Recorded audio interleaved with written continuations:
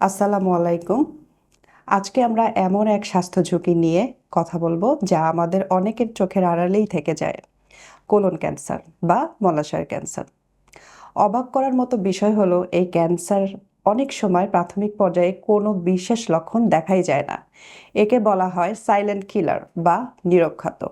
কিন্তু আমরা যদি একটু সচেতন হই তবে এই মরণব্যাধি থেকে পুরোপুরি মুক্ত হওয়া সম্ভব। ভিডিওটির শুরুতেই আপনাদের জন্য একটি জরুরি প্রশ্ন করি।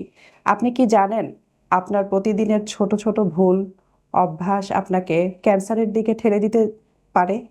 আপনি কি প্রায়ই পেটে ব্যথা বা হজমের সমস্যায় ভোগেন? অথবা আপনার কি কোনো কোষ্ঠকাঠিন্যের সমস্যা হচ্ছে? ইদানিং খুব বেশি বেড়েছে? উত্তর যদি হ্যাঁ হয় তবে ভিডিওটি আপনার জন্য। খুবই গুরুত্বপূর্ণ হতে পারে। কোলন ক্যান্সার আসলে কি? আমাদের পেটের ভেতরে থাকা বৃহদান্ত্রের কোষগুলো যখন অস্বাভাবিকভাবে বাড়তে শুরু করে তখন তাকে কোলন ক্যান্সার বলা হয়। এটি হুট করেই হয় না। প্রথম দিকে এটি ছোট মাংসপিণ্ড বা পলিপ হিসেবে বৃহদান্ত্রের দেওয়ালে থাকে। মজার ব্যাপার হলো এই পলিপগুলো কিন্তু শুরুতেই ক্যান্সার নয়। তবে আপনি যদি সময় মতো এটি পরীক্ষা না করান বা গুরুত্ব না দেন তবে কয়েক বছর পর এটি ক্যান্সারের রূপ নিতে পারে।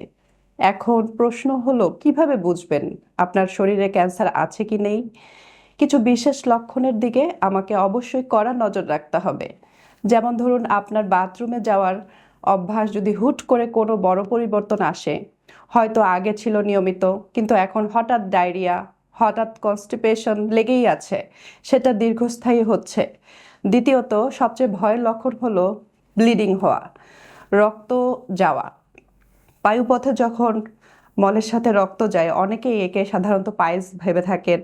ঘরোয়া চিকিৎসা নেন, কেউ হোমিও নেন। এখানে সবচেয়ে বড় ভুল কোনটি জানেন? সঠিক সময় কোলন ক্যান্সার শনাক্ত না হওয়া। এছাড়া অকারণে হঠাৎ করে ওয়েট কমে যাওয়া, পেটের সবসময় ভার হয়ে থাকা, শরীরে অস্বাভাবিক ক্লান্তি অনুভব করা এবং কারো যদি খাবার অরুচি থাকে 3 মাসের মধ্যে যদি 5 থেকে 10 কেজি ওজন কমে যায় সেক্ষেত্রে এটার রিস্ক আরও বেশি। সাধারণত বলা হয় 45 থেকে 50 বছরের দিকে যাদের বয়স তাদের রিস্ক আস্তে আস্তে এটার বাড়তে থাকে। তাহলে এর বড় কারণ হলো কি? মেইনলি হচ্ছে আমাদের দেখা যায় খাবারের habit, fast food, excess processed food, চিনি খাওয়া এবং প্রতিদিন যদি রেড মিট, গরুর মাংস, খাসির মাংস এগুলো প্রচুর পরিমাণে আপনি খেতে থাকেন, শাকসবজি যদি রেগুলারলি আপনি না খান তাহলে আপনার ঝুঁকি অবশ্যই বেশি। আর এছাড়া আপনার মদ্যপান, ধূমপান এগুলো তো আছেই, এগুলো আপনার রিস্ক আরও কয়েক গুণ বাড়িয়ে দেয়। তো আসুক, ক্যান্সার মানেই শেষ নয়। আপনি চাইলেই নিজের জীবনমাত্রায় কিছু চেঞ্জ অবশ্যই আপনার দরকার। 1 নাম্বার হলো, ফার্স্ট হচ্ছে ডায়েট। আপনার খাবারের মধ্যে আপনাকে থাকতে হবে আঁশযুক্ত খাবার, প্রচুর পরিমাণ ফাইবার, আঁশ জাতীয় খাবার আপনি খাবেন।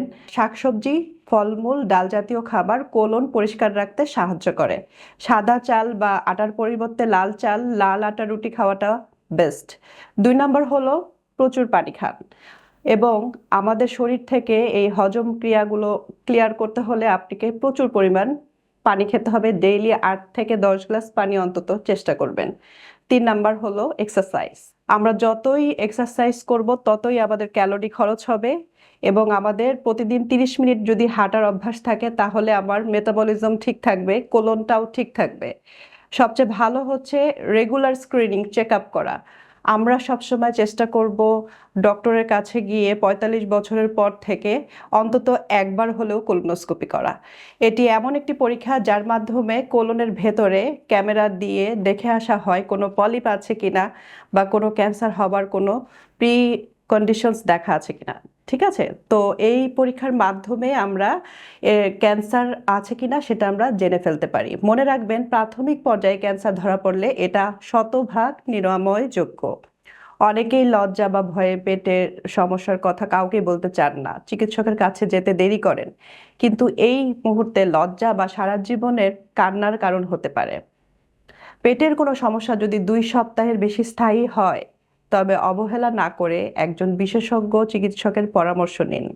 আপনার সামান্য সচেতনতা এবং সঠিক সময়ে একটি পরীক্ষাই হতে পারে আপনার জীবনে বাঁচানোর জন্য বেস্ট পদ্ধতি। নিজে সচেতন হন, ভিডিওটি আপনার প্রিয়জনদের সাথে শেয়ার করেন। আর সে একটি শেয়ার কারো জীবন বাঁচিয়ে দিতে পারে। সুস্থ থাকুন, স্বাস্থ্যকর জীবন বেছে নিন। ধন্যবাদ।